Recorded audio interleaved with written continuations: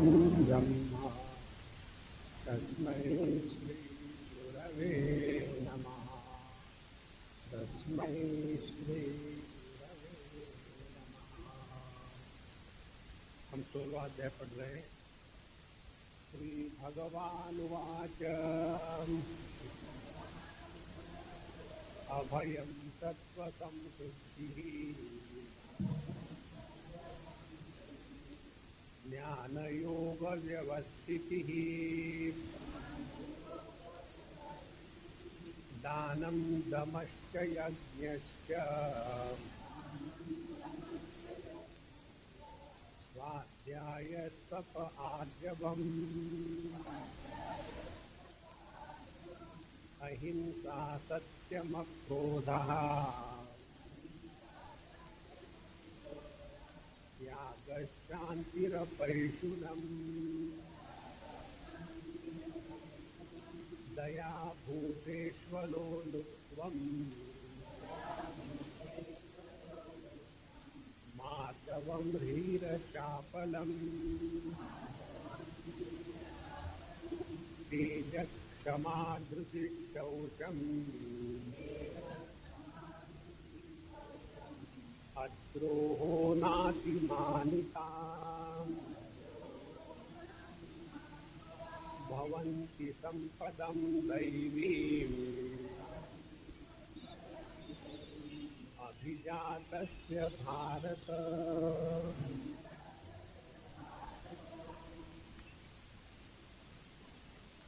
हम सभी के सभी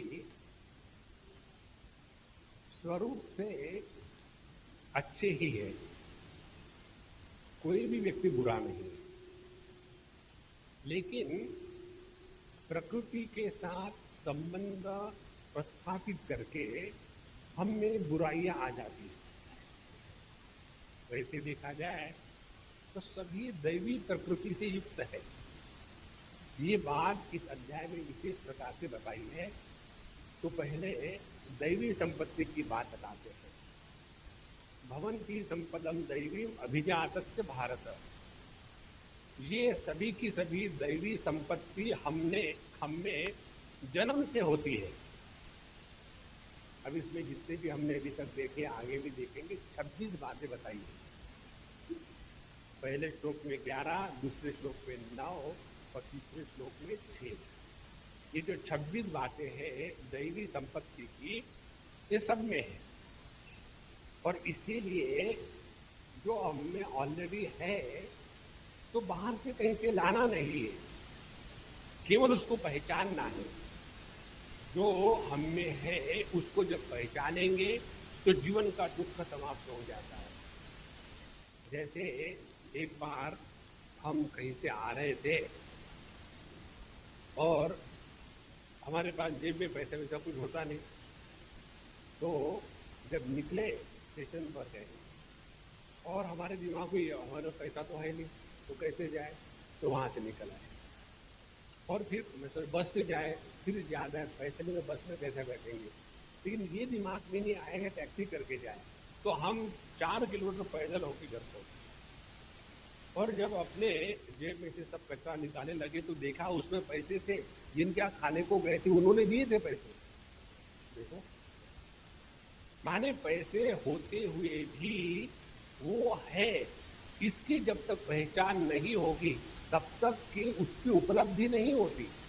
इसी प्रकार से हम सब में दैवी संपत्ति है, केवल उसको पहचानना है। और ये पहचान करवाने के लिए यहाँ भगवान बता रहे हैं, पहली दैवी संपत्ति है अभयम। हमारे जीवन में निर्भयता सर्वश्रेष्ठ है। जिस व्यक्ति के जीवन में डर होता है वो कभी भी सुखी नहीं होता। दूसरी बात सत्व संशुद्धि, अंतःकरण की शुद्धि, कल हमने इसको विस्तार से देखा। तीसरी बात ज्ञान योग व्यवस्थिति।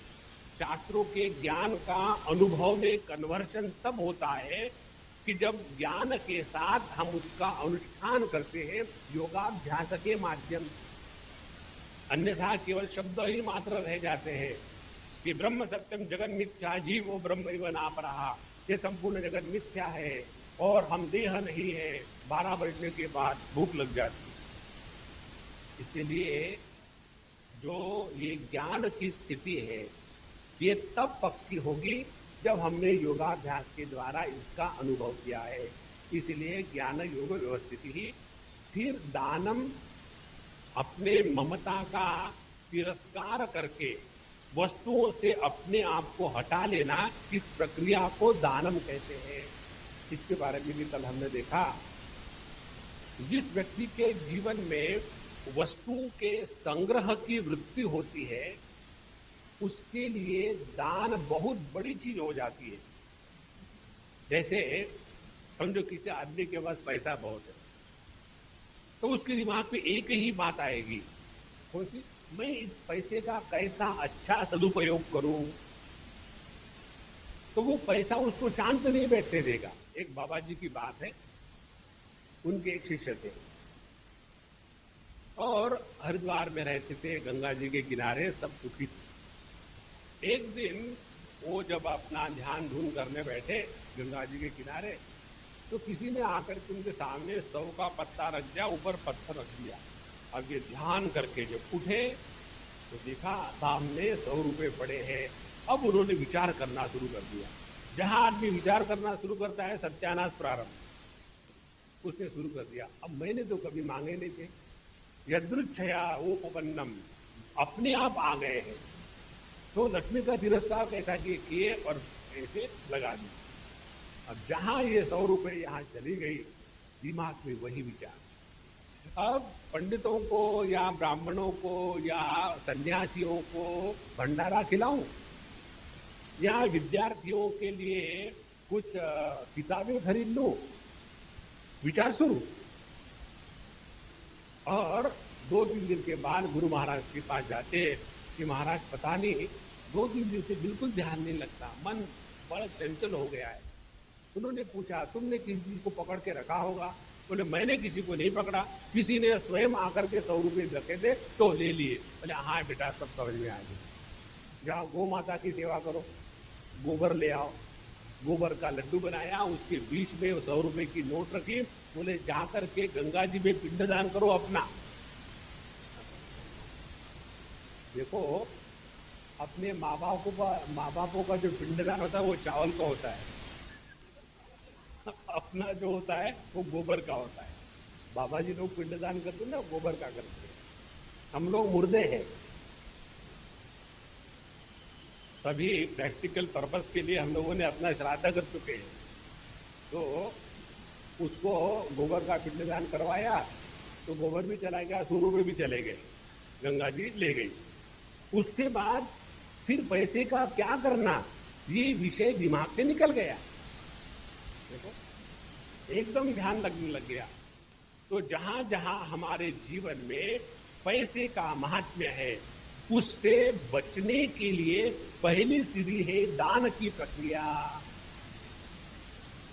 और उससे भी बढ़कर के जो चीज है वो आगे आती है त्याग। अहिंसा सत्यम क्रोधः त्यागः। त्याग में वस्तु का जो महात्म्य है वो हमारे बुद्धि से समाप्त हो जाता है। इसीलिए दान से बढ़कर के त्याग होता है। जो दान करने वाले उनको कहते हैं दानवीर दानशूर, और जो त्यागी होते हैं उनको कहते हैं आइए महाराज। देखो एक हो गया राजा, दूसरा हो गया महाराजा। तो महाराजा क्या है कि वो त्याग की प्रतिष्ठा हमारे सबके अंतःकरण में है। तो दानम, उसके बाद दमः, अपने इंद्रियों पर निग्रह करना। अब देखो अपने इंद्रियों के निग्रह का आनंद क्या है। कई बार हम लोग नियम ले लेते हैं कि अब मैं चातुर्मास में मांस नहीं खाऊंगा, नियम ले लिए, और अपने आप को बांध बूंद करके अब नहीं खाएंगे, हमारे नहीं खाएंगे, और ठीक से 4 महीने तक के कुछ मांस मच्छी नहीं खाई। जब ये व्रत पूरा हो जाता है ना, तब आदमी को ऐसे लगता है हा मैंने कर लिया। देखो स्वयं पर जो नियंत्रण करने का आनंद है वो आनंद हृदयस्थ परमात्मा की अभिव्यक्ति है। और जो अपने इंद्रियों पर नियंत्रण न रख करके जगत में भोगों में अपने आप को बर्बाद करने के बाद जो आनंद है वो विषयों का आनंद है, वो आत्मभूत आनंद नहीं है। इसीलिए दमहा, उसके बाद यज्ञस्य, यज्ञ किया जाता है अपने आप पर योग्य प्रकार से नियंत्रण लाने के लिए। यज्ञ की भावना में पहली बात होती है अपने कर्तृत्वाभिमान का डेफिनेशन कि मैं कौन हूं।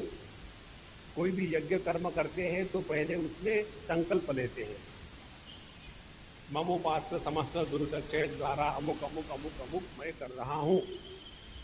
तो जब हमने अपने कर्तृत्वाभिमान को नियंत्रित कर लिया है तो व्यक्ति के द्वारा अनियंत्रित कर्म नहीं होंगे। और फिर ये यज्ञ जो कर्म है जिसके द्वारा हम परमात्मा को प्रसन्न करते हैं और सब मिलकर के रहते हैं। तो ये सब मिलकर के रहने की जो प्रक्रिया है वह दैवी प्रकृति है। आगे कहते हैं स्वाध्याय। स्वाध्याय का अर्थ अनेक प्रकार से हम एक दो प्रकार से देखेंगे। स्वाध्याय माने अपना अध्ययन। हम लोगों का पर का पराध्याय, किसकी बहू कहाँ जाती है, किसने कितने पैसे कमाए, मालूम है उन्होंने पैसे कैसे कमाए। ये जो दूसरे का अध्ययन है ये दैवी संपत्ति नहीं है, ये राक्षसी संपत्ति है। तो स्वाध्याय का तात्पर्य है हमारी चित्त वृत्तियां बहिर्गामी न होकर के अंतर्मुखी हो जाती। जितना हमारे जीवन में अनात्म वस्तु का महात्म्य बढ़ेगा उतना हम में दैवी संपत्ति कम होगी, और जितना हमारे अंतःकरण में आत्म वस्तु का महात्म्य होगा उतनी हमारी दैवी संपत्ति बढ़ रही है। इसलिए स्वाध्याय के दो अर्थ हो गए, एक तो शास्त्रों का नियम और उसके अनुसार अपना पूजा पाठ जप इत्यादि व्रत अनुष्ठान से जीवन को चलाना। दूसरी बात शास्त्रों का अध्ययन करना, श्रवण करना, सत्संग को जाना। और तीसरी बात हमेशा ध्यान रखे अपने अंतःकरण में क्या हो रहा है। जब जगत के साथ व्यवहार करते हैं तब ध्यान जगत पर नहीं, ध्यान होवे अपने अंतःकरण पर। कहीं इस अंतःकरण में काम क्रोध लोभ मोह मद मात्सर्य इसका तूफान तो नहीं बढ़ रहा है। इसीलिए स्वाध्याय। अब देखो, जिस व्यक्ति का ध्यान अपने अंतःकरण के शुद्धि पर लगा हुआ है वो व्यक्ति जगत के प्रति अपने आप उदासीन हो जाएगा। जैसे हमको अपने कपड़े के साफ सफाई का ध्यान है तो हम क्या करेंगे, अपने आप को जगत के गंदगी से बचाएंगे। उसी प्रकार से यदि हमको अपने अंतःकरण के शुद्धि का भान है, महत्व समझ में आया है तो अपने आप हम जगत में अपने आप को बर्बाद नहीं करेंगे। तो इसके बारे में एक दो आपको बात बता दूं, स्वाध्याय की प्रक्रिया। एक तो बात यह है कि जगत हमारे पास स्वयं आता है। दूसरी बात यह है कि हम कभी जगत के पास जाते हैं। तो ये दो प्रकार के व्यापार में कैसे हम अपने स्वाध्याय की प्रक्रिया को बना के रखें। जब जगत हमारे पास स्वयं आता है तो उसके प्रति दो तीन भावनाएं हो सकती है। एक तो ईश्वर प्रसाद के रूप में जो आया उसको स्वीकार करें और किसी प्रकार की टीका टिप्पणी मन में क्षोभ निर्माण ना करें। दूसरी बात यह है, जगत यदि हमारे पास आ जाता है तो जो शास्त्र सम्मत नहीं है उसको ना कहने की अपने में हिम्मत होनी चाहिए। जिस व्यक्ति में ना कहने की हिम्मत नहीं होती उसको दुनिया जगत रगड़ के रख देगा। इसीलिए स्वाध्याय में अपने अंतःकरण के बचाव का पहला मार्ग ये है, दुनिया तो आएगी, अपने आप को बचा के रखना। जब हम दुनिया के पास जाते हैं उस समय यदि हमारे मन में दुनिया के प्रति ईश्वर बुद्धि होगी तो कभी भी भोग प्रधान जीवन नहीं होगा, योग प्रधान जीवन होगा।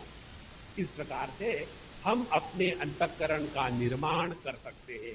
स्वाध्याय। और ये करने के लिए किस चीज की आवश्यकता है? तपहा।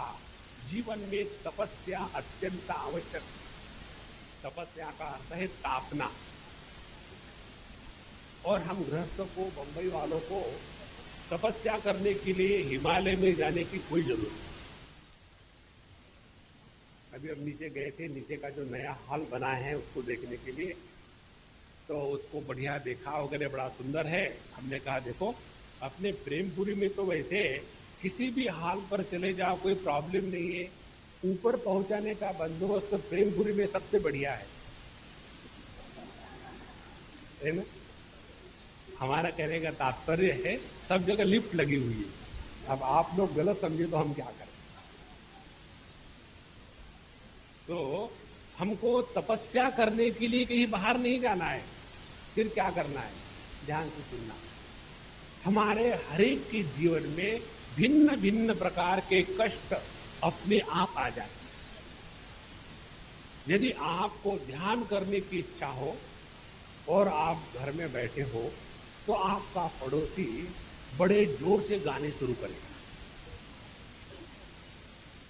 उस समय इस तपस्या को प्रारंभ करो, ध्यान को प्रारंभ मत करो, क्योंकि हमको बढ़ानी है दैवी संपत्ति। तो तपस्या क्या है कि चाहे वो कितना भी गड़बड़ करे, हम अपने मन के शांति को बिगड़ने नहीं देंगे। तो यदि उसमें आधे घंटे तक गड़बड़ कर रहा है और आप शांत बैठ करके रिएक्शन मत करो, तो वही तपस्या है। तपस्या के लिए बाहर जाने की कोई जरूरत नहीं। यदि आप खाने के लिए बैठे और सब्जी में नमक नहीं है और चावल में भी नमक पड़ा हुआ है, फिर ऐसा है तो वो भी तपस्या है।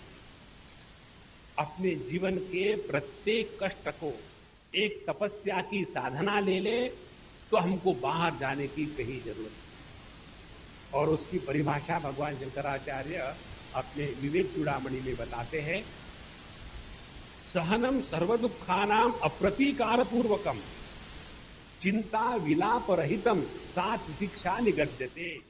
जो सहन करने की जो शक्ति है वही तपस्या का फल है। तपस्या के द्वारा अपने आप को तपाते नहीं, तपस्या के द्वारा अपने में जो सहन करने की शक्ति है उसको जागृत करना है। देखो, जब हम लोग एकादशी वगैरह करते हैं, वो किस लिए करते हैं? इसलिए नहीं करते कि जिसके द्वारा पेट को अल्सर हो जाए। वो इसलिए करनी है कि अपने पर नियंत्रण करने की क्षमता है या नहीं, कैसे पता चलेगा? किसके लिए की जाती है? और इसीलिए तपस्या का तात्पर्य हो गया, अपने जीवन में जितने कष्ट परेशानी आएगी उसको सह लो, सह लो। हमारे उड़िया बाबा जी महाराज कहते थे, आज के जमाने में मेरी सबसे किस चीज का सत्यानाश हो गया है, तो तपस्या का। थोड़े भी कष्ट सहन नहीं होते और उसी के कारण हमारी आध्यात्मिक प्रगति रुक जाती। तो स्वाध्याय तपहा और आर्जवम। आर्जवम का तात्पर्य है व्यक्ति के चाल चलन में नम्रता होनी चाहिए। ऐसे नहीं कि ऐसे जा रहे हैं कि बड़े 30 मार्क है। आपने देखे होंगे ना सिनेमा में जब ये एक्टर लोग काम करते हैं तो ऐसे कईयों को देख के रखा है। अरे बाबा, जरा ठीक से चलो, ठीक से बोलो। व्यक्ति के चाल चलन से पता चलता है कि अंदर में क्या मसाला है। जहां हमारे चाल चलन में नम्रता होगी उसी को यहां कहते हैं आर्जवम, सरलता। देखो, एक चीज ध्यान में रखना भैया, हमको किसी के भी सामने कोई भी वस्तु को प्रूव नहीं करना है। We don't have to prove anything before anybody. ये जीवन का सिद्धांत पकड़ लो। और ये जब बात समझ में नहीं आती तो हम उल्टी सीधी बातें करने लग जाते हैं। हमारे एक मित्र बीमार थे हॉस्पिटल में, हम उनको मिलने गए। अब एक टांग टूटी, दूसरी टांग टूटी, भगवान ने 2 टांगे दी अच्छा होने, तो 4 हो, 4 टूट जाती। और हम जब उनको मिलने गए तो उस अवस्था में उठ करके नमस्कार कर रहे। हमने कहा शट अप, तुम प्रूव क्या करना चाहते हो? देखो, इस जगत में हमको कुछ प्रूव नहीं करना है। यदि ऐसा होगा तो जीवन में सहजता आ जाती है, सरलता आ जाती है। अब हम देखो, हम तो प्रोफेशनल है, प्रोफेशनल बाबा जी, और हमारे पास दुनिया भर के सब प्रकार के लोग आते हैं। उसमें यदि हम दोनों में इन लोगों का वर्गीकरण करें तो हम दो प्रकार के लोगों का वर्गीकरण करेंगे। एक जो सहज आकर के हाहू करके चले जाते हैं, और दूसरे आकर के कुछ ना कुछ प्रूव करना चाहते। Swami ji, I am very sincere, dedicated, sad act. किसके सामने क्या प्रूव करना चाहते? जीवन में सहजता क्यों ना हो गई? और जब ये नहीं होती है तब आर्जव, जो सरलता है, वो निकल गई। और उसके बाद हम बाइक नहीं जाएंगे, रहने नहीं जाएंगे, यहां हाथ नहीं लगेगा, वहां हाथ नहीं लगेगा, यहां नहीं खड़े रहेंगे, वहां नहीं बैठेंगे। अरे भैया, हमको जहां जाना है सबके साथ सहजता से रहे। अभी हम सिंगापुर गए थे, तो हमको कुछ काम से जाना था। एक दिन, 2 दिन थे, एक दिन संडे, तो सब बंद। तो मंडे दिन का और फिर शाम की हमारी फ्लाइट। तो काफी जगह जाना था, 2-4 लोगों को मिलना था, और समय की चक्कर हुई। तो उनके मिसेस ने कहा, स्वामी जी हम लोग जाएंगे तो खाने में बड़ा लेट हो जाएगा, तो आप बुरा तो नहीं मानेंगे यदि हम लोग अच्छे वेजिटेरियन होटल में जाके खाना खाएंगे? तो हमने कहा मुझे कोई आपत्ति नहीं, आप नॉनवेज में भी ले चलो तो मुझे चलेगा। नहीं नहीं नहीं स्वामी जी, हम ऐसा थोड़ी करेंगे आपके लिए। सब कुछ कर लिया, फिर हम गए उस होटल में, एकदम शाकाहारी खाना खा लिया। और जब वापस आए तो बोले, स्वामी जी आपने मेरे छाती पर कहा इतना सारा बोझा उतार दिया, मैं यही सोच रही थी कि स्वामी जी को खाना कैसे खिलाए। अब देखो क्या फर्क पड़ता है, कहां क्या खाओगे। महत्व की बात यह है, सरलता जीवन का बहुत सुंदर आभूषण है। आर्जवम, अन्यथा इतने दुनिया भर के नियम बना के रखते हैं और उसी के कारण परेशान होते हैं। नियमों की बात हमने आपको पिछले बार बताई थी, भगवान की दया से आप भूल गए, मैं फिर बताता हूं। पहली बात नियमों की, अपने जितने नियम है 100% लगाओ अपने घर में। जहां घर से बाहर गए किसी दूसरे के घर में तो 50% ऑफ, और यदि हम प्रवास में हैं, कहीं जा रहे हो, तो और 20% ऑफ, माने 20% नियम, बाकी कुछ नहीं। और यदि गुरु के साथ हो, साधु संतों के साथ हो, तो अपना एक भी नियम नहीं। ये नियमों का सिद्धांत है। और जब ऐसा करेंगे, देखो जीवन में सहजता आ जाती है। तो आर्जवम, और आगे कहते हैं अहिंसा। अहिंसा माने किसी को भी कष्ट न देने का व्रत। हम कष्ट देते हैं शारीरिक, वाचिक और मानसिक। शारीरिक कष्ट तो सबको मालूम है, कई बार लोगों को अनजाने में ये आदत पड़ी होती है। दक्षिण के लोगों की ये आदत है, जब भी किसी से बात करेंगे पहले मारेंगे। अरे यार, जोर से मारेंगे। अरे भाई तुम मार क्यों रहे हो, जरा प्रेम से बात करो। तो शारीरिक हिंसा। दूसरी बात वाचिक, वाणी के द्वारा कई बार ऐसे कड़वे शब्द बोले जाते हैं कि अगले को जली कटी सुनाने में मजा आता है। दूसरी वाणी की हिंसा। और तीसरा हिंसा होती है अपने मन की। जीवन में किसी का भी सपने में भी बुरा नहीं सोचना चाहिए। देखो, जिसका ध्यान अपने अंतःकरण के निर्माण पर लगा हुआ है, वो व्यक्ति ये समझेगा यदि मैं किसी का बुरा सोचता हूं तो वो बुराई पहले मेरे अंतःकरण में प्रवेश करती है, उसके बाद उस व्यक्ति का बुरा होगा कि नहीं होगा भगवान जाने। देखो, एक बार वाराणसी की बात है। महामना मालवीय जी महाराज, उनको किसी ने उल्टी सीधी सुनाई। बड़ी सभा थी, सभा में बड़े बड़े दिग्गज बैठे हुए थे। तो उनको शायद नेहरू जी या किसी ने कहा कि महामना जी आप सुना दो, क्यों नहीं सुनाते हो? तो उन्होंने कहा देखो, मैं अपने वाणी को और मन को क्यों गंदा करूं? देखो कितनी सुंदर बात। तो अहिंसा माने वो व्यवहार जिसके द्वारा अपने शरीर, वाणी और मन, इसमें किसी भी प्रकार की गंदगी निर्माण न होवे, वो दैवी संपत्ति है। और उसके बाद सत्यम। देखो, सत्य की परिभाषा भगवान शंकराचार्य ने एक जगह बड़ी सुंदर दी है। जो भाव बोलने वाले के हृदय में निर्माण होते हैं, वही भाव यदि सुनने वाले के हृदय में निर्माण होंगे, तब ये ज्ञान के आदान प्रदान को सत्य कहते हैं। और यदि बोलने वाले का अनुभव कुछ और है और वो बोले कुछ और जा रहा है, तो सुनने वाले के मन में संदेह निर्माण होता है। और इसीलिए हम लोग देखते हैं, कभी कभी किसी संत महात्मा के यहाँ सत्संग में जाते हैं तो बात एकदम सरल तरह से हृदय में उतर आती है, और कहीं कहीं चले जाओ तो पता ही नहीं चलता। स्वामी जी 1.5 घंटे तक बड़े अच्छे बोले, सिर्फ यही पता नहीं चला कि क्या बोले, बाकी अच्छे बोले।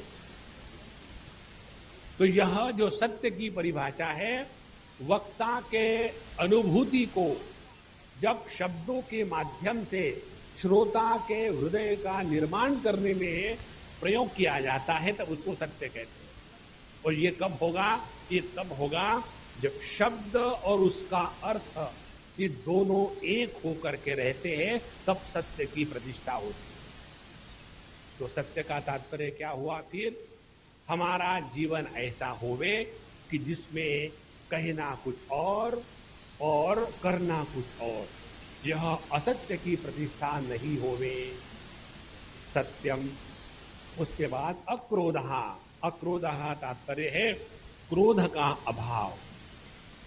क्रोध ऐसी भयानक गंदी चीज है कि जो जिस स्थान पर उत्पन्न होती है, पहले उसी स्थान को जला के रख देती है। और इस क्रोध का बड़ा एक अच्छा भाव है। क्रोध जिसको आता है वो तो जलता है, और जिस पर आ रहा है वो मौज में है। देखो, कई बार हम लोगों का सबका अनुभव है, एक आधे आदमी पर बड़ा गुस्सा आता है, पता नहीं क्यों बोले जा रहा है, क्यों बोले जा रहा है। एक बार हम एक संत के पास गए थे, और बम्बई की बात है, 1 साल पहले की, और उनको मिलने के लिए एक अम्मा आई, और वो अम्मा एक के बाद एक 10 मिनट, 15 मिनट, आधे घंटे, 1 घंटे, 1.5 घंटा नॉन स्टॉप और हम सब लोग वहां बैठे, शांत बैठे, और महात्मा जी भी शांत बैठे। 1.5 घंटा हो गया। महात्मा जी की अच्छा, बहुत बढ़िया, अब मैं जाता हूँ, चले उठ के। हम गए थे महात्मा जी को सुनने के लिए, और इस अम्मा का रामायण सुना। और जब हम वापस आ रहे थे तो हमारे साथ जो सज्जन थे बोले, स्वामी जी मुझे तो ऐसे लग रहा था कि उसकी जबान खींच लूं, बोले जा रही। हमने कहा देखो, तुमको तो गुस्सा आ रहा था और तुम अपने में जल रहे थे, और उस अम्मा को मजा आ रहा था। अब दोनों में सफल कौन है? सफल वो है कि उसको मजा आया और आपको जलाया। गुस्सा कभी भी दूसरे को कष्ट नहीं देता, पहले अपने आप को कष्ट देता है, और उसी के कारण अपने हृदयस्थ आनंद की अभिव्यक्ति नहीं होती। इसीलिए दैवी प्रकृति में क्रोध का अभाव अत्यंत आवश्यक बात है। और इसके बाद त्याग। त्यागी नैके अमृतत्व मानसु न कर्मणा न प्रजया धनेन। धन का दान होता है और धन का त्याग होता है। तो पहले जगत के ईंट पत्थरों से अपने आप को उपराम करने के लिए दान की प्रक्रिया शास्त्रों में बताई है। श्रद्धया देयम, अश्रद्धया अदेयम, श्रिया देयम, धिया देयम, संविदा देयम, दान की बात बताई। लेकिन आखिरी में जाकर के उन्होंने उसी उपनिषद में कहा है कि पर ब्रह्म परमात्मा के आनंद की प्राप्ति उसको होती है जिसके हृदय में किसी भी प्रकार की कोई भी कामना न होवे। जहां अपने हृदय में किसी भी प्रकार की कामना है वो व्यक्ति कभी भी आनंद की अनुभूति नहीं कर सकता। और इसीलिए सबसे बड़ी जो दैवी संपत्ति है वह है त्याग। अब ये त्याग के हम आपको एक दो रूप बताते हैं। एक तो त्याग हमारे द्वारा जबरदस्ती से किया जाता है, करवाया जाता है। कैसे? हम चाहे न चाहे दुनिया बदलती जाती है और हम चाहते हैं कि दुनिया ना बदले। पहले के जमाने में, हमारे जमाने में ऐसा होता था, आजकल के बच्चे कैसा करते? तो पहले के जमाने को पकड़ के रखो, ट्राई किया, वो छूट गया। तो एक तो त्याग जबरदस्ती से होता है। जब जबरदस्ती से त्याग हो गया तो आदमी दुखी होता है। दूसरा त्याग समझदारी से होता है। समझदारी का त्याग कैसा है? इस जगत में जिसको जिसको हमने अपना कह करके पकड़ के रखा है वही अपने जीवन के दुख का कारण बना है। देखो, यदि कहीं कोई मृत्यु की घटना हो जाती तो मृत्यु और उस मृत्यु की घटना का ज्ञान हमको कष्ट नहीं देता। हमको कष्ट होता है मरने वाला यदि हमारा कोई हो तो जाकर के हमको कष्ट होते हैं। इसीलिए जहां हमने स्वयं हो करके इस जगत के वस्तु व्यक्तियों के प्रति त्याग की भावना करी तो जीवन में आनंद ही आनंद है। इसका हम आपको एक उदाहरण सुनाते हैं। अभी जब हम गए थे पाश्चात्य देशों में तो एक ने हमको पूछा कि स्वामी जी आप यहां से जा रहे हो हमारे पास से, यहां इतने आप मस्त रहे तो आपको बड़ा दुख होता होगा ना? हमने कहा आपको क्या पता कि मुझे दुख हो रहा है कि सुख हो रहा है? बोले हमको तो दुख हो रहा, आप जा रहे तो आपको नहीं दुख होता। हमने कहा देखो आपके और हमारे जाने में क्या फर्क है। आप जब भी जाते हो ना तो आपके दिमाग में ये भरा रहता है कि अब मैं अपने घर को छोड़ करके पराये घर में जा रहा हूं। और पराये घर में गए तो फिर बनी रहती है आज बहुत हो गया, चलो अपने बंबई में चलो। जब तक के चिंच पोकली में नहीं जाएंगे तब तक के मजा नहीं आता। तो आपके दिमाग में ये बात बनी है कि घर में वापस आना है, इसीलिए आप परेशान होते हो, कहीं भी चले जाओ। एक हमारे बुढ़ाओ मित्र है, वो बोले स्वामी जी यहां बड़ी गर्मी है, बड़ी भीड़ भाड़ है, अब मुझे लगता है कि दूर चले जाए। हमने कहा चले जाओ एक्सपेरिमेंट के लिए, हमेशा के लिए मत जाना और एक्सपेरिमेंट बड़ा मत करना, 8 दिन का बहुत है। अरे नहीं नहीं स्वामी जी अब मैं ऊब गया हूं, चले जाओ। 1 साल का नियम लेके गए। 1 साल के बाद हम वापस आए। 2-3 महीने के बाद आके तब के स्वामी जी आपने जो कहा था ठीक, जब तक के दादर के धक्के नहीं लगते खाना उतरता नहीं नीचे। देखो, तो हमने उनको कहा देखो महात्मा जी जब हम कहीं जाते हैं तो मालूम है हमारी भावना क्या है, हम जहां भी जाते हैं घर ही जा रहे हैं। आपको लगता है कहीं पराये जगह पर जा रहे हैं, हम जहां भी जाते हैं अपना ही घर है। जब कोई भी व्यक्ति अपने ही घर में वापस आ रहा हो तो मजा आता है ना। और ये कैसा होगा, जब मेरा एक घर होगा तो बाकी के घर पराये होंगे। जब अपन का कुछ है ही नहीं तो सब कुछ अपन का ही है। देखो ये बात एक बार हृदय में बैठा लो भैया, एकदम मजे मजे है। तो समझदारी का त्याग क्या है कि जगत में ना तो कोई वस्तु अपनी थी ना तो कोई व्यक्ति अपना था। यदि मिल गए, जैसे रेलवे प्लेटफॉर्म पर वैसे ही बिखर जाएंगे। इस बुद्धि के द्वारा जगत के साथ व्यवहार करना, यही त्याग की समझदारी है। उसके बाद शांति ही। अभी तक जितना बताया उस सब का निचोड़ एक शब्द में आ गया, शांति। कैसे? भय के अभाव को शांति कहते हैं। जिसमें डर लगा हुआ है, आई am so much afraid, I am so much afraid, but I am very peaceful, नहीं संभव। जिसके मन में डर भरा है वो कभी शांत नहीं हो सकता। इसीलिए भय के अभाव को शांति कहते हैं। अंतःकरण के अशुद्धि के अभाव को शांति कहते हैं। ज्ञान के निष्ठा को शांति कहते हैं। योग की निष्ठा को शांति कहते हैं। और जितना भी हमारे पास है दूसरों को देने के बाद जो आनंद की अनुभूति है उसको शांति कहते हैं। इस प्रकार से शांति सभी बुरी बातों के अभाव को कहते हैं, लेकिन यह शांति भावात्मक है। देखो, इसको जरा ठीक से समझ लेना। जैसे हमने कहा कि ये पुस्तक हमारे हाथ पर है, हाथ में है, और फिर हमने पुस्तक को हटा दिया, तो हम कहेंगे अभी हमारे हाथ पर पुस्तक का अभाव है। इसी प्रकार से काम का अभाव माने शांति, क्रोध का अभाव माने शांति, मद का अभाव माने शांति, दुख का अभाव माने शांति। तो क्या यह शांति अभावात्मक है? बोले नहीं, यह भावात्मक है। और यह जो शांति है यही अपना स्वरूप है। और इसीलिए प्रत्येक व्यक्ति शांति के लिए कितना तरसता है। एक महात्मा के पास एक सज्जन पहुंच गए, कहते, महात्मा जी आपके पास हम कुछ मांगने आए हैं। बोले क्या मांगने आए?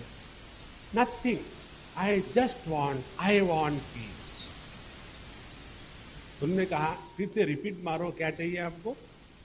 ओ आई वॉन्ट पीस। उन्होंने कहा आई को हटाओ, पीस को हटाओ, आई को हटाओ और वॉन्ट को हटाओ, क्या बचा है? अपने आप पीस। जहां मैं और चाह, इन दो चीजों को हटा दो, शांति अपने आप है। इसलिए शांति ही अपैशुनम।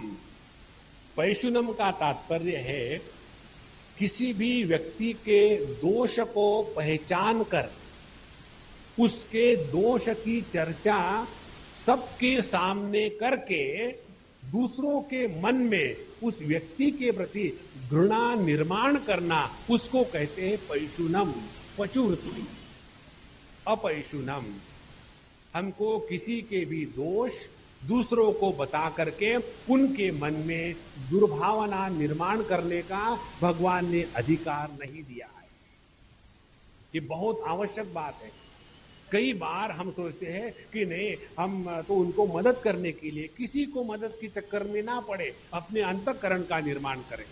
देखो, तुलसीदास जी के जीवन में कहानी आती है, दो चोर उनके पास पहुंच चुके और उन्होंने कहा कि देखो पुलिस हमको पकड़ रही है और हम उधर जाना चाहते हैं सरयू पार, तो क्या करें, कुछ बताइए।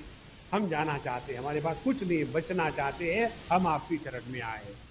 तो उन्होंने दो कागज पर, चिट्ठी पर राम राम लिख दिया, बोले इसको पकड़ के रखो और पानी पर से चले जाओ, नहीं डूबोगे।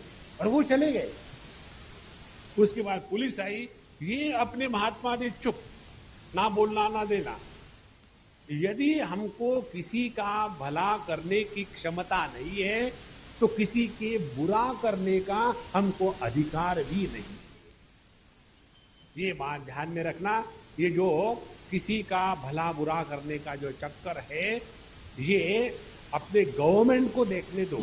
हम साधक बन करके रहे, हमको अपने हृदय का निर्माण करना है, अन्यथा हम अपने आप को बर्बाद करेंगे। अपैशुनम, दया। हृदय में जो दया है ये भी दो तीन प्रकार की होती है। एक तो साधु संतों की दया कैसी है? साधु संतों की दया होती है, किसी के दुख को जब वो देखते हैं तो उनका हृदय पिघलता है और हृदय पिघलने के बाद वो दुखी व्यक्ति की सेवा करते हैं। साधु के दया का स्वरूप। और जो साधारण व्यक्ति है, उसके दया का स्वरूप क्या है? अरे अरे अरे बेचारा, हाँ चलो। माने अरे अरे अरे बेचारा, ये कोई डायलॉग मारना था वहां? करेंगे कुछ नहीं, केवल शब्द मात्र होगा। और जो तीसरे प्रकार की दया है, वो दया ऐसी है, स्वामी जी, हम जब किसी गरीब को देखते हैं ना, तो दिल बड़ा टूटता है। तो फिर क्या करते? हमने उसको दे दिया और रोज बताते, देख कल भी तू आया था, कल भी तुझको मैंने पैसा दिया था, आज फिर आया, आज दूंगा, कल मत आना। देखो, दया के द्वारा यदि हम अगले व्यक्ति का अपमान करते हैं, उसको तिरस्कृत करते हैं, उसको तुच्छ समझते हैं, तो वो दया करने से डांट देना अच्छा है। दया करते समय जिस पर दया कर रहे हैं, उसके प्रति परमात्मा बुद्धि होना आवश्यक है। नहीं तो उस दया के द्वारा हम केवल लोगों में हीन भावना निर्माण कर देते हैं। हमको किसी में हीनता का निर्माण नहीं करना। दया, और ये जो दया जिसके हृदय में निर्माण हो गई, और यदि वो दया सेवा का रूप धारण करती है, तब उस दया का कोई मतलब है। अन्यथा आई फील सो बैड। अभी मैं वहां था यूके में, लेक्चर खत्म हो गए, उसके बाद हम चाय पानी लेके बैठे, तो एक अंग्रेज ने पूछा, Swami ji, when I see poor people like in your India, I feel so bad. What I should do? I said, continue to feel bad. जब हम देखते हैं गरीब लोग जैसे हिंदुस्तान में है, तो बड़ा दुख होता है, मन में बड़ी दया आती है, तो क्या करें? देखो, दया के कारण यदि हमारे हृदय में दुख का निर्माण होता है, तो जिसके प्रति दया है उसका अपमान हुआ है। देखो, दया के द्वारा किसी का भी अपमान करने का हमको अधिकार नहीं। दया की एक ही अभिव्यक्ति है, और वो हो उसके प्रति सेवा भाव जागृत होवे। वह सेवा भाव कब जागृत होगा? हम किसकी सेवा करते हैं? केवल उसी की जिसमें कुछ बड़प्पन हमने देखा है, जिसमें हमने तुच्छता देखी है, उसकी सेवा हमसे कभी नहीं होती। हम तो अपने आप को बड़े तीस मार का समझते हैं, दूसरों की सेवा करने के लिए उनमें बड़प्पन देखना पड़ेगा। और इसीलिए दया के द्वारा जब सेवा भाव जागृत होता है, तो जिसके प्रति दया हो रही है उसमें परमात्मा का दर्शन होने लग जाता है। दया, उसके बाद भूतेषु, सभी भूत मात्र से दया करना है। और अलोलुपत्वम, अलोलुपत्वम का तात्पर्य है जीवन में लालच कम से कम हो या ना हो। ये जो लालच क्या है, 99 का चक्कर है। इतना है, अभी इतना और मिल जाए तो बहुत बढ़िया है, फिर भगवान का नाम लो। ये लालच का कोई अंत नहीं। और ये लालच की बात हम बताएं, हम बाबाजियों के दृष्टि से बताएंगे। आप लोगों का उदाहरण देने के स्थान पर बाबाजियों को उदाहरण दें। लालच कैसी होती है? एक कहानी आती है, एक बाबाजी थे लंगोटीधारी, और तपस्या तपस्या बिल्कुल रहेंगे। फिर लोगों ने सोचा कि महात्मा जी, आप अकेले रहते हो, आपको रोज दूध की जरूरत पड़ती है, तो ऐसा करते हैं, हम आपके लिए एक गाय ला के देते हैं ताकि आपको रोज दूध मिले। गाय आ गया, बछड़ा आ गया, उसको देखने के लिए नौकर आ गया, रहने के लिए कमरा हो गया, और उसके बाद कमरे वाली आ गई। धीरे धीरे धीरे बाबा जी का बीबी जी हो गया। इसीलिए अपने जीवन में किसी भी प्रकार से लोभ नहीं होना चाहिए। इसी लोभ के कारण हमारे स्वामी अखंडनाथ जी महाराज बड़ी सुंदर बात कहते थे। बोले, बड़े बड़े त्यागी सन्यासी वो है जिनके बड़े बड़े आश्रम होते हैं। देखो उनके बोलने का सुंदर कितना व्यंग है। बड़े बड़े त्यागी सन्यासी वो है जिनके बड़े बड़े आश्रम है, और बड़े बड़े वैरागी वो है कि जिनके हजारों की तादाद में उनका भक्त परिवार है, वैराग्य के साथ भक्त का परिवार।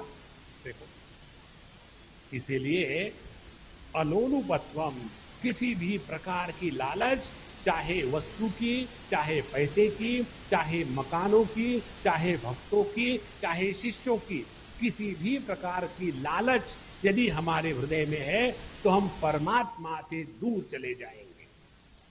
हमारे जीवन का लक्ष्य केवल परमात्मा है, जगत की कोई भी वस्तु व्यक्ति नहीं है।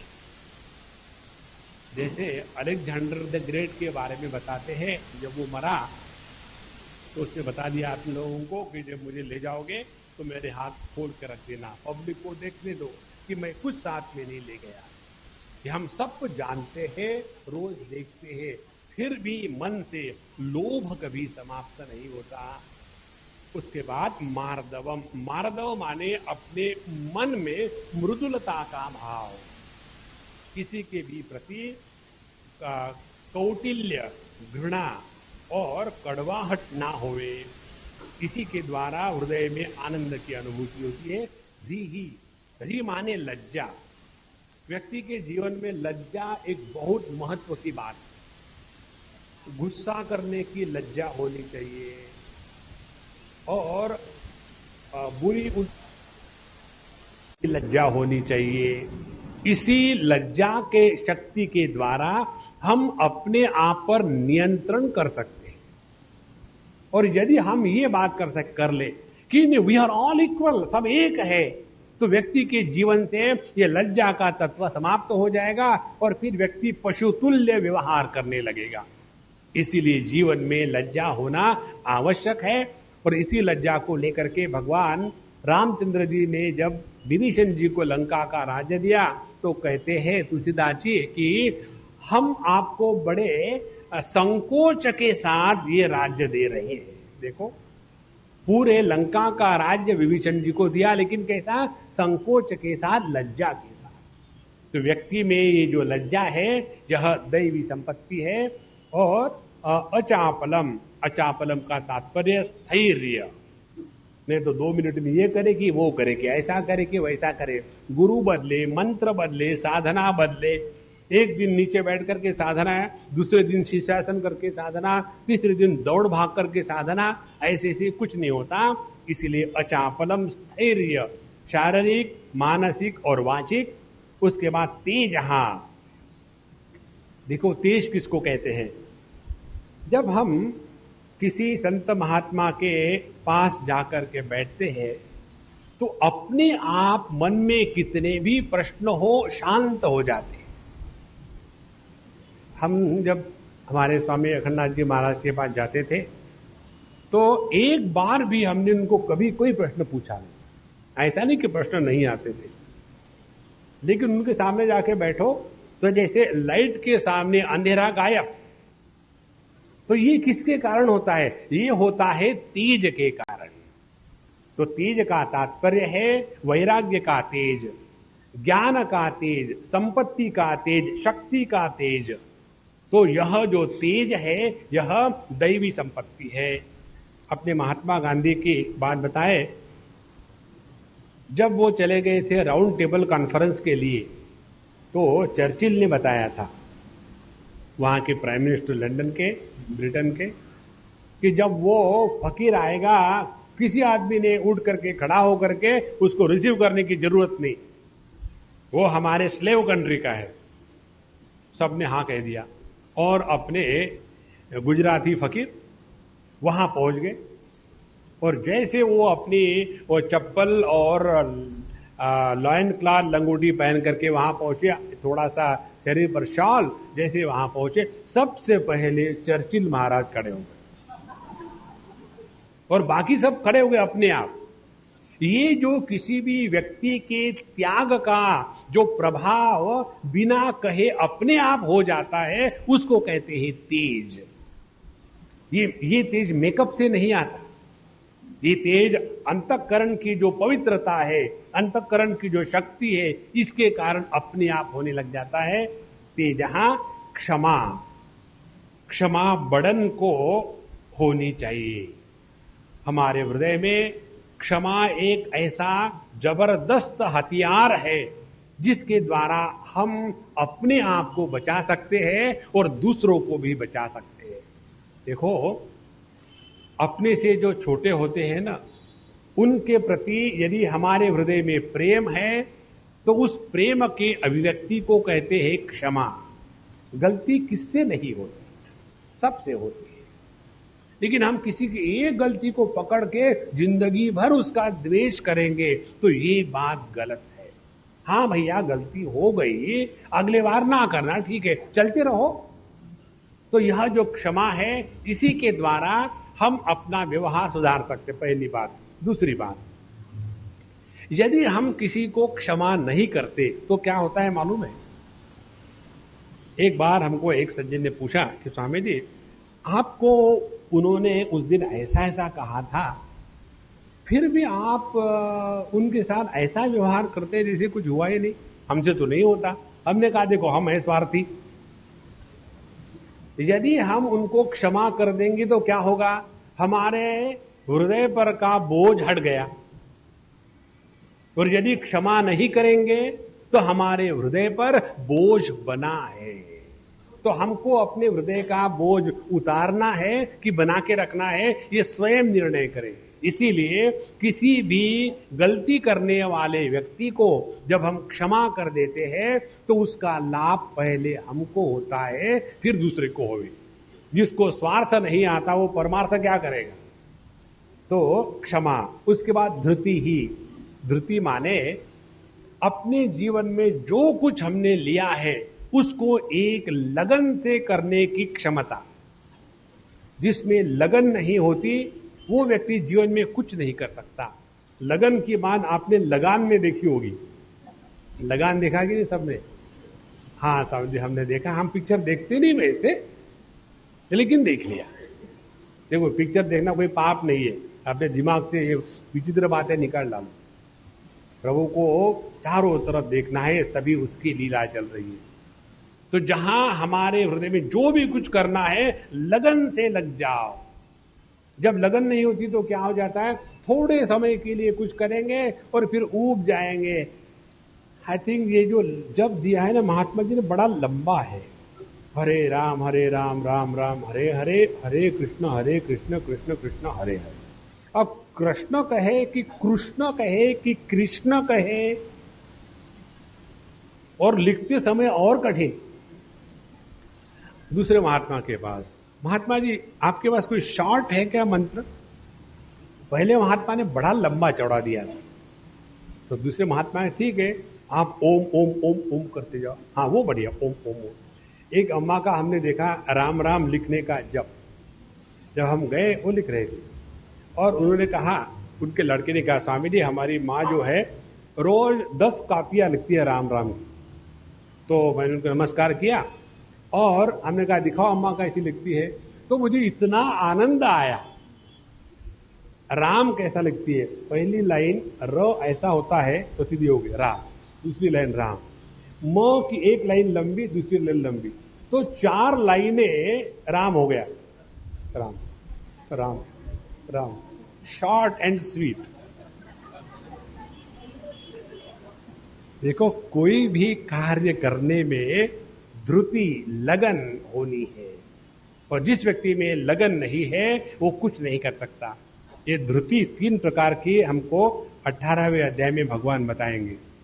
एक तो धृति होती है, लगन होती है अपनी आध्यात्मिक साधना करने की। दूसरी धृति परसिवरेंस, धैर्य होता है दुखी होने का। कई लोग इतने कंटिन्यूअसली मिजरेबल होते, कोई भी उनके पास चला जाए भगवान को भी दुखी करके छोड़ेंगे। और ये बड़ी कठिन बात है, हमेशा दुखी रहना बड़ा कठिन है, लेकिन होते हैं, उनका धैर्य बड़ा पक्का है। तो यह जो धृति की बात हो रही है अपने साधना के दृष्टि से हो रही है। उसके बाद शौचम। शौच का तात्पर्य है शारीरिक स्वच्छता के साथ साथ अंतःकरण की शुद्धि जब एकत्र हो जाती है तब उसको शौच कहते हैं। इस दोनों का प्रभाव क्या है? जब हम अपने देह को और कपड़ों को साफ सुथरा रखेंगे तो तो देह के प्रति धीरे धीरे वैराग्य निर्माण हो जाता है। क्योंकि जब भी साफ सफाई करेंगे तो पता चलेगा इस देह से गंदगी के सिवा कुछ निकलता ही नहीं। जब हमको अपने देह के प्रति घृणा निर्माण होगी तो अपने आप किसी भी देह के प्रति आकर्षण नहीं होगा। और दूसरी बात, फिर मन में प्रसन्नता और शांति, यही मन की स्वच्छता है। और ये कब आती है? जब अपने जीवन में, अपने वृत्तियों में भगवान को ले आवे, क्योंकि परमात्मा ही सबसे पवित्र वस्तु है। इसीलिए शौचम अद्रोह। अद्रोह माने किसी का भी गुनाह हमको नहीं करना है। किसी को भी कष्ट देना, किसी को परेशान करना, किसी को दुख देना। मुझे कल परसों एक अम्मा ने पूछा, Swami ji it is very silly, लेकिन मैं किसको पूछूं, क्योंकि सिली आप भी है। हमने कहा बताओ क्या है? बोले प्रॉब्लम ये, मुझे रोज ये फोन आते हैं और जैसे मैं उठाती हूं फोन में बंद हो गया। दिन में 25 बार मैं तंग आ गई। तो तुमने क्या किया? बोले फिर मैंने कॉलर आईडी का फोन लगा लिया। उसके बाद पता चला कौन है, मेरे ही रिश्तेदार है जो मुझे इतना परेशान कर रहे हैं। मैं क्या करूं? हमने कहा कुछ मत करो, शांत रहो और पुलिस को खबर दे दो। पता नहीं ये किसका नंबर है, ये नंबर मुझे रोज आकर के परेशान करता है और आप शांत हो जाओ। तो यहां हमारे अंतःकरण में यदि कोई व्यक्ति हमको अच्छा नहीं लगता, उसके प्रति द्रोह की भावना न होवे। अद्रोह। कोई हमको कष्ट देता है तो क्षमा की भावना, अद्रोह। और नातिमानिता, एक है मानिता, मान होना। अतिमानिता, बहुत अभिमान होना। न अतिमानिता, बहुत अभिमान नहीं होना, माने थोड़ा अभिमान होना। ध्यान से सुनना, ये जो प्रसंग है ये साधक के हृदय के निर्माण करने का प्रसंग है। जब ज्ञान का प्रसंग आया, जैसे 13वें अध्याय में, उसमें बताया था अमानित्वम अदम्भित्वम, वहां मान का अभाव बताया है। लेकिन यहां कहा क्या बताया? मान कम होना चाहिए, न अतिमानिता। इसका क्या अर्थ है? जरा ध्यान से सुनना। व्यक्ति को जब अभिमान होता है ना, तब व्यक्ति अपने आप को नीचे गिराने से रोक लेता है स्वयं होकर के। जैसे समझो एक व्यक्ति ब्राह्मण है और उसके अपने ब्राह्मण होने का अभिमान है, तो वो व्यक्ति कहीं भी जाकर के कुछ भी नहीं खाएगा और अपने जीवन में जो अपने पूजा पोथी पाठ जो है उसका नियम बनाए रखेगा। यदि उसने अपने नियम लेके रखे हैं कि नहीं, मैं रोज सुबह 4 बजे ठंड पानी से नहा करके फिर भगवान के ऊपर में जल चढ़ाता हूं और खड़े होकर के फिर ओम नमः शिवाय का जप करता हूं, ये जो अभिमान है इसी के कारण वो अच्छे कर्मों में लग जाएगा। और यदि कहेगा आदमी को अभिमान होना ही नहीं चाहिए, भगवान की जब दया होगी तब मुझे उठाएंगे और अपने आप को नलवाएंगे, वाई शुड आई वरी। इसीलिए साधक के दृष्टि से वो अभिमान जिसके कारण हम अपने आप से अपने आप को बचाते हैं, वो अत्यंत आवश्यक है। जैसे दूसरा अभिमान, यदि हमको अपने भारतीय होने का अभिमान है तो क्या होगा कि हमको अपने संस्कृति पर, अपने शास्त्र, अपने समाज, अपने साधु संत, इन सब को लेकर के एक ऐसी भावना निर्माण हो जाती है कि व्यक्ति को भारतीय होने का आनंद आने लग जाता है। ये तो अभिमान ही है, लेकिन इसी अभिमान के द्वारा हम अपने को, समाज को, घर को, सभी को प्रेम से अच्छे रख सकते हैं। और जिनको ये अभिमान नहीं होता वो अपने आप का तिरस्कार करते हैं। इसको लेकर के हमको एक याद आती है एक लड़की की, नेपाल की लड़की, अब तो वो शादी हो गई है उसकी, बहुत पुरानी बात है। जब वो 6वीं 7वीं में थी, हम गए थे उसके यहाँ रहे थे काठमांडू में, तो हमने कहा भाई मुझे बता तुम्हारे नेपाल का जो कल्चर है मुझे जानना चाहता हूं, मुझे बताओ। पहली बात उस लड़की ने कही, Swami ji I hate to be a Nepali. पहली बात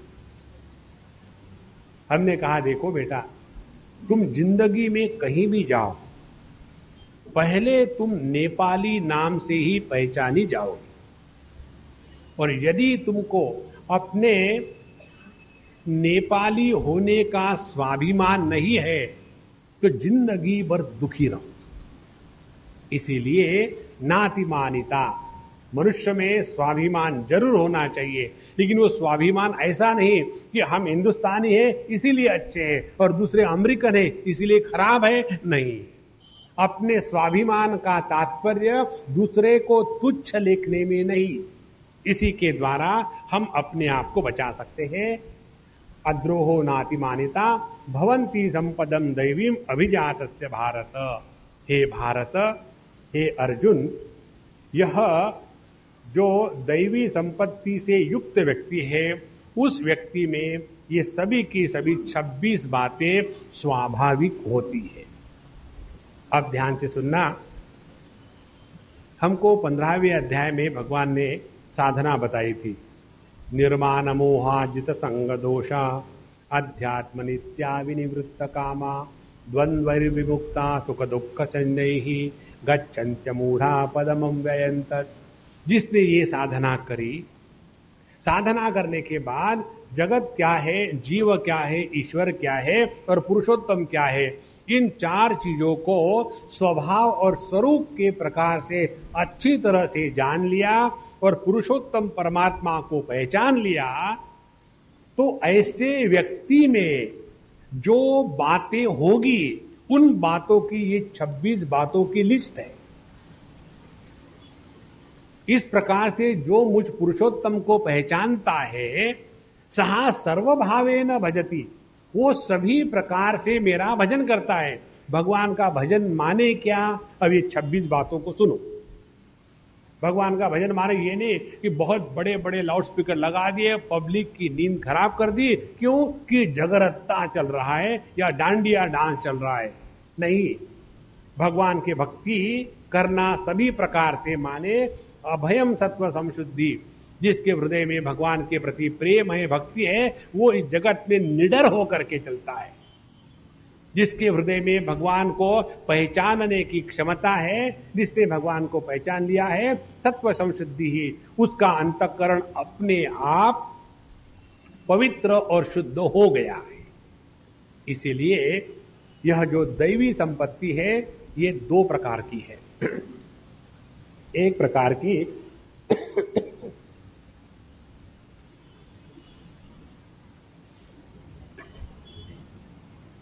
जब हमने पिछले जन्मों में बड़ी साधना करी है और अपनी साधना पूरी नहीं हुई, उसके कारण इस जन्म में जब हम पैदा होते हैं तो कई लोगों में ये जो अनेक गुण है उसमें से कोई कोई गुण स्वाभाविक दिखते हैं।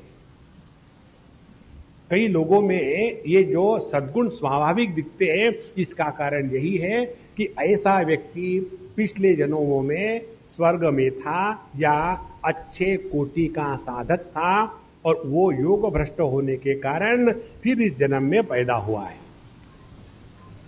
हमारे भागवत महापुराण में बताया है, व्यक्ति के स्वभाव से, चाल चलन से पता चलता है कि मनुष्य जन्म मिलने के पहले ये कहां था। जैसे एक बार हम को मिलने कोई सज्जन आए। जैसे वो आए, हमने कहा कि आप अमुक अमुक स्थान पर गए थे, तो स्वामी जी आपको कैसे पता चला? हमने कहा हम सर्वज्ञ हैं। बोले नहीं नहीं नहीं, ऐसी बात नहीं ना। हाँ, ऐसी बात है नहीं। बोले फिर भी तो बताओ कि आपको कैसे पता चला? हमने कहा देखो, आपके देह से खुशबू आ रही है मछली की चारों तरफ से। तो जो फिश मार्केट में जाएगा, आधे घंटे घूमेगा, तो जो बाहर आएगा तो वो भी फिश करी के जैसा ही दिखेगा और कुछ नहीं दिखेगा। इसी प्रकार से जिसने पिछले जन्म में बहुत घटिया जीवन जिया है, जिसके जीवन में गंदगी के सिवा कुछ था ही नहीं, या जो पिछले जन्म में नरक यातना भुगत रहा था, और भुगतने के बाद साफ सफाई हो गई और फिर मनुष्य जन्म प्राप्त हुआ, तो नरक में रहते समय अनेक दुख कष्ट भोगते भोगते उसका स्वभाव बन गया हमेशा कह करने का। तो ऐसा व्यक्ति जब मनुष्य जन्म प्राप्त हुआ, यहां भी आकर के कह ही करता रहेगा। और जिसने अपने पूर्व जन्म में अच्छे कर्म किए हैं, प्रसन्न है, भगवान का भक्त है, जो इस जन्म में आएगा तो उसमें प्रसन्नता होगी, भगवान के प्रति स्वाभाविक भक्ति होगी। इसीलिए ये जितने भी दैवी गुण है, दैवी गुण की तात्पर्य क्या है? दैवीम संपदम, दैवी माने देव के संदर्भ से, देव माने परमात्मा। तो दैवी संपत्ति क्या हो गई? जिस संपत्ति के द्वारा हम परमात्मा को प्राप्त करने की क्षमता अपने में जागृत करते हैं, उस संपत्ति को दैवी संपत्ति कहते हैं। पहली बात। दूसरी बात, जो अभिव्यक्ति परमात्मा की हमारे माध्यम से होती है, अगेन आई रिपीट, परमात्मा है सच्चिदानंद स्वरूप, तो वो सच्चिदानंद परमात्मा की अभिव्यक्ति जब हमारे माध्यम से होने लगेगी तो उसमें ये 26 गुण आने लगेंगे। तो दोनों तरफ से हो गया। तो हमारा ऐसा जीवन हो कि जिस जीवन के प्रणाली के द्वारा हम परमात्मा की तरफ अग्रसर हो रहे हो, और जितना हम परमात्मा की तरफ अग्रसर होंगे उतने परमात्मा के जो दैवी गुण है वो हम में अपने आप आने लगेंगे। तो परमात्मा कौन है? अभयम, सत्व संशुद्धि, ज्ञान योग व्यवस्थिति ही। इस प्रकार से जो गुण हमको परमात्मा की तरफ ले जाते हैं वो दैवी गुण है, और जो दुनिया की तरफ ले जाते हैं वो असुर गुण है। ये बात अब आगे बताते हैं 2-3 श्लोकों में। चौथा श्लोक हम पढ़ रहे हैं। दंभो दर्पोभिमानश्च क्रोध पारुष्यमेव च अज्ञानं चाभिजातस्य पार्थ संपदमासुरीम् दैवी संपद्विमोक्षाय निबन्धायासुरीमताम्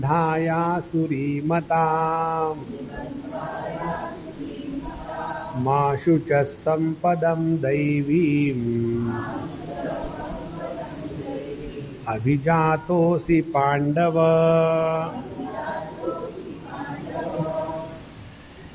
अभी तक तो उन्होंने दैवी संपत्ति बताई, अब आसुरी संपत्ति बताते हैं। कहते हैं दंभ, दर्प, अभिमान, क्रोध, पारुष्य, अज्ञान, ये केवल झलक है। ये 6 बातें जो है यह आसुरी संपत्ति है। आसुरी संपत्ति का तात्पर्य क्या है? असुर माने असु, असु माने प्राण। असुसु रमन्ते ये ते असुराहा, जो इस जगत में हमेशा अपने आप को बना के रखना चाहते हैं वो है असुर। हिरण्यकश्यपु असुर था। अब देखो, ध्यान से सुनना। जब हिरण्यकश्यपु के बड़े भाई हिरण्याक्ष का वध हो गया तो भगवान वराह ने उनको मारने के पश्चात अब वो हिरण्याक्ष की जो पत्नी थी वो रो रही। तो ये हिरण्यकश्यपु उनके पास गया, भाभी भाभी रोने की क्या बात है, देह तो मरणशील ही है, मरना तो सभी को है, अब हो गया सो हो गया, तुम्हारे रोने से क्या वो जिंदा हो जाएगा। पूरा का पूरा वेदांत हिरण्यकश्यपु ने अपने भाभी को सुनाया। उसको सुनाने के बाद उसके भाभी का मोह चला गया। लेकिन हिरण्यकश्यपु को मोह हो गया। क्या मोह हो गया? अरे इसका मतलब ये है मैं भी अपने देह का त्याग करके मर जाऊंगा। हाँ, फिर उसने तपस्या शुरू करी और ये तपस्या करी कि जिसके द्वारा भगवान से वर मांग लिया कि मैं कभी ना मरूं, हमेशा जिंदा रहूं। और कैसे? शरीर के रूप में जिंदा रहूं। इसको कहते हैं असुर। जो व्यक्ति इस देह में रह करके हमेशा रहने की अपेक्षा करता है, आकांक्षा करता है, वही असुर का लक्षण है। और जब ये हमारे मन में भाव बन जाता है तो अपने आप को बचाए रखने के लिए, हजारों को मारने के लिए ऐसा व्यक्ति आगे पीछे नहीं देखता। इसीलिए असुर वो है जो देहात्म भाव से रह करके हमेशा रहना चाहता है। ऐसी जो असंभावित वस्तु है उसके प्राप्ति में जो लगा है वो असुर है। तो ऐसे जो असुर है इनकी बात बताते हैं, कहते हैं दंभा। दंभ का तात्पर्य है कुछ और दिखाते कुछ और। जैसे किसी के घर में चले जाइए आप, वहां जाने के बाद, कहा दिल्ली की बात है, हम उनके यहां गए थे और जब वहां गए और बढ़िया सजा के रखा था घर, बहुत ही सुंदर। हम वहां गए, चाय पानी पिए, निकल रहे थे। बोले स्वामी जी आपने सब कुछ देखा नहीं? हमने देख लिया। बोले आपको अच्छा नहीं लगा? हमने अच्छा लगा, कहीं ले जाऊंगे साथ में। बोले ऐसी बात नहीं, ऐसे पूछ रहे थे आपको अच्छा लगा कि नहीं? हमने कहा अच्छा लगा, सिर्फ एक ही चक्कर है, घर में घूमने की कहीं जगह नहीं, चारों तरफ इतना सामान रखा है और दुनिया भर की चीजें इकट्ठी करी है। और फिर उन्होंने शुरू कर दिया, ये जो मूर्ति है ना ये हांगकांग से आई है, और ये जो है ना ये इटली से आई है, और ये जो है वो बाटली से आई है, और चारों इतनी कुछ उसी में लगे हुए। और उसके बाद स्वामी जी आप अंदाजा कर सकते हैं इसका कितनी कीमत होगी? हमने कहा होंगे 10-20 रुपए। स्वामी जी आप बड़े घटिया हो। हमने कहा जैसे आप वैसे हम, हमको घटिया कहने से क्या मतलब है? तो ये सब कुछ है, इतना इतना मेरे पास है।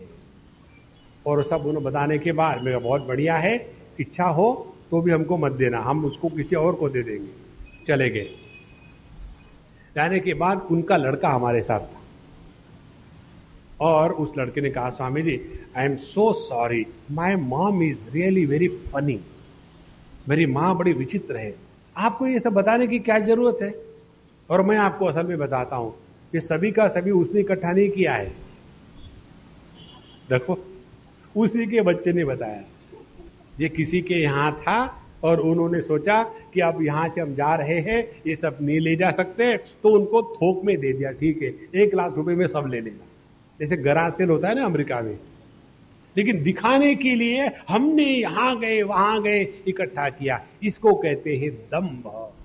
इस दंभ के द्वारा हम अपने आप को सबसे ज्यादा धोखा देते हैं। इस दुनिया में सबसे ज्यादा हम किसी को बेवकूफ बनाते हैं तो अपने आप को।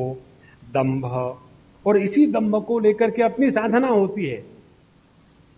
बिल्कुल वहां आंख मुंह बिल्ड सब बंद करके बैठा रखेंगे अपने आप को और एकदम शांत है, ओम शांति ओम शांति ओम शांति। और ओम शांति का ही इतना गड़बड़ घोटाला है कि पब्लिक शांत हो जाती है। अरे तुम्हारी शांति शांत करो। इसीलिए जो दंभ है ये बहुत ही भयानक चीज है, कभी भी अपने जीवन में नहीं होनी है। इस दंभ से निकलने का एक ही उपाय है, वो ये उपाय ये है अपने आप को किसी से भी अलग करके मत रखना। पानी तेरा रंग कैसा जिसमें मिलाया वैसा। जहां हमने अपने आप को सबसे अलग करके रखा है, हम तो ऐसे हैं हम तो वैसे हैं, और घर में जाके देखो तो सब सत्यानाश है। इसीलिए दंभ यह आसुरी प्रवृत्ति का लक्षण है। दर्प, दर्प माने भगवान ने जो हमको दिया है अब वो तो उसकी देन है ना, उसको लेकर के इतना काहे का गर्व होना चाहिए? कि हमारे पास ये है। एक बार एक बहुत बड़ी सुंदर गायिका है, आप जानते हैं उसका नाम वाणी जयराम, बहुत सुंदर गाती है, मद्रास की है। और एक बार हम अमेरिका में थे और साथ साथ थे, उन्होंने बढ़िया बढ़िया भजन गाए हमारे लेक्चर के बाद, और फिर उनको एक पुस्तक भेज दी। तो उस पर उन्होंने कहा स्वामी जी कुछ लिखो, तो हमने लव करके लिख के दे दिया। उस समय हमने उनको पूछा कि अम्मा एक बात बताओ, तुम जब इतना बढ़िया गाती हो तो तुमको कैसे लगता है? अच्छा लगता है कि देखो मैं कितना अच्छी गा सकती हूं? बोले स्वामी जी मैं आपको सच सच बताती हूं, पहले पहले जब मैंने शुरू किया ना, तो मुझे लगता था कि मैं बड़ी अच्छी गाती हूं लोगों के कंपैरिजन में। लेकिन धीरे धीरे धीरे पता चलने लग गया कि जो आवाज मुझे मिली है उसमें मेरा इन्वेस्टमेंट क्या है। यदि किसी व्यक्ति को सौंदर्य मिला है, आवाज मिली है, बुद्धि मिली है, ये तो प्रभु की देन है, इसका काहे का अभिमान होना चाहिए। तो दर्प जो है वो हम में जो भगवान ने दी हुई संपत्ति है उसको लेकर के जब अपने आप को दूसरे की तुलना में अच्छा श्रेष्ठ साबित करने का प्रयत्न करते हैं, वह दर्प। उसके बाद अभिमान, अभिमान माने अपने परिच्छिन्नता को परिपूर्ण समझने की मूर्खता।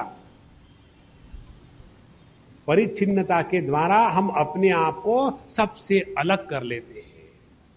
तो जितना सबसे अलग करेंगे हम छोटे दायरे में फंस जाएंगे। जितने अपने आप को छोटे समझेंगे उतना सबसे डर लगेगा।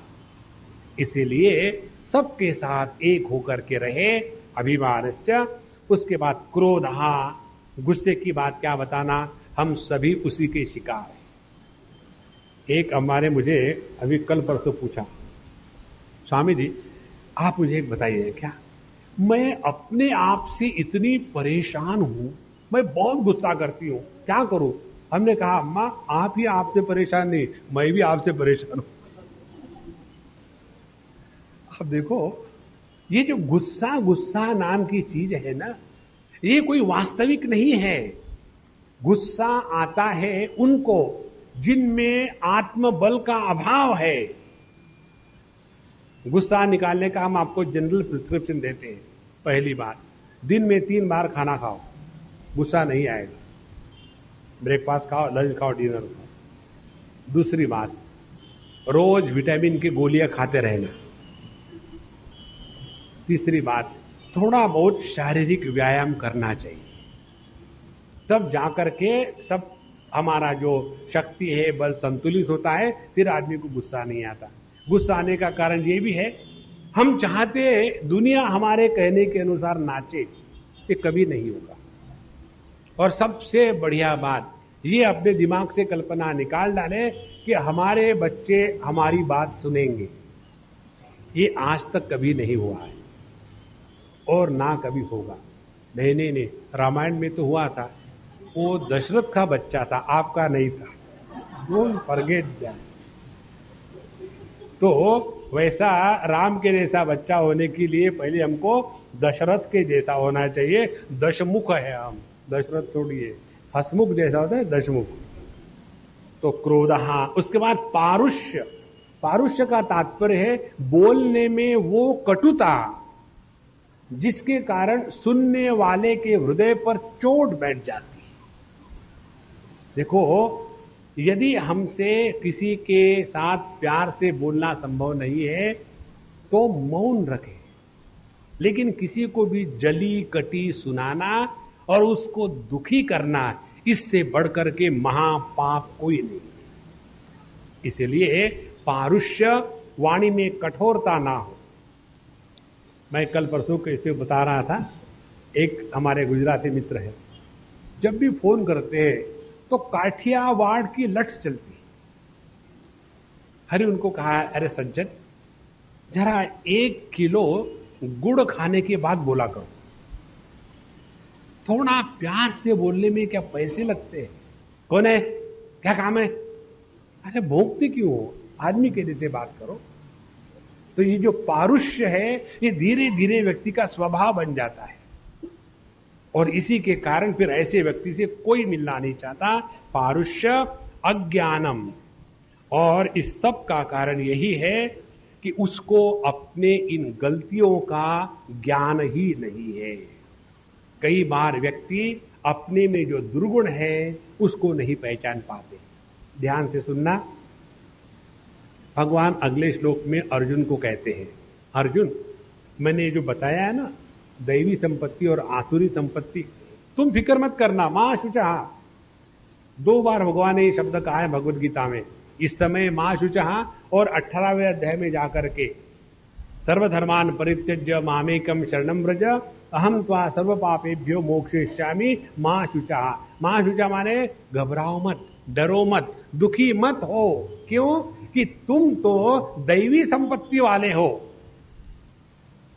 देखो, ये बहुत सूक्ष्म बात है, ध्यान से रखना।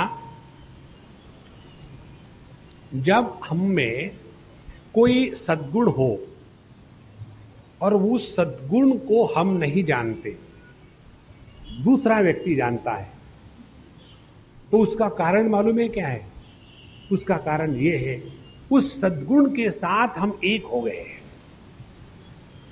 इसीलिए उस सद्गुण का भान हमको नहीं होता। जैसे आंखों के द्वारा आंखें नहीं देखी जा सकती, उसी प्रकार से यदि सद्गुण हम में ठसाठस भर गए हो तो अपने सद्गुणों का हमको भान भी नहीं होता। उसी प्रकार से यदि दुर्गुण हम में इतने जबरदस्त ठसाठस भर गए हो तो अपने में दुर्गुण है इसका भी भान अपने को नहीं होता।